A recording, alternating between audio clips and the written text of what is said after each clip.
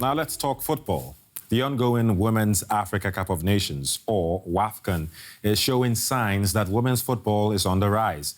The organizers, the Confederation of African Football, have boosted the prize money and increased the number of teams competing. Plus, they've assured that nearly a handful of African nations will be featured in the next Women's World Cup. Here's what CAF hopes to achieve for women's football. We want to see women's football really develop in Africa, giving opportunity for a girl who wants to play to have an opportunity to play, a woman who want to be involved in football have a chance to come and be part of women's football or football in general. Also moving forward, we want to see an African team at least reaching for the women's final, World Cup final, and maybe of course winning it. And why not? After all, anything is possible. Let's take a look at how women's football is getting a boost on the continent. It's a work in progress. Back in 2020, the African Football Confederation set out to grow women's football to close the gap to their counterparts around the world. And the 2022 WAFCON, Africa's biggest tournament for women's football, features some changes that are sure to build intensity on the pitch, as well as garner more support from fans around the continent. Money matters. The winning teams this year will receive $500,000 US. That's more than double the amount that Nigeria, the defending champions, won back in 2018. And some associations, like South Africa, have even promised players a hefty bonus if they win the title. Hopefully others will follow suit. This year's tournament expanded the number of teams from 8 to 12. And as an added bonus, the tournament's final four earn automatic qualification for the Women's World Cup in 2023. Other African teams will have an opportunity through intercontinental playoffs. There's hope that WAFCON's changes will lead to more investments in African women's football, but plans take time to be realized. Time will tell if the strategy pays off.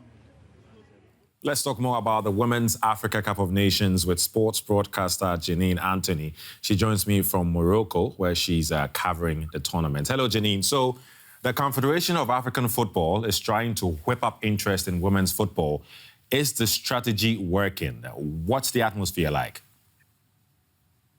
It definitely is working, because I'm so happy to report that in my lifetime, I mean, when I started covering women's football a while ago, the level of interest to a younger demographic wasn't like this. Not just only are you seeing more financial remuneration in that regard, but even on social media, a lot of young people, a lot of young footballers and fans are engaged on social media, doing a lot of challenges on TikTok, getting on the streets.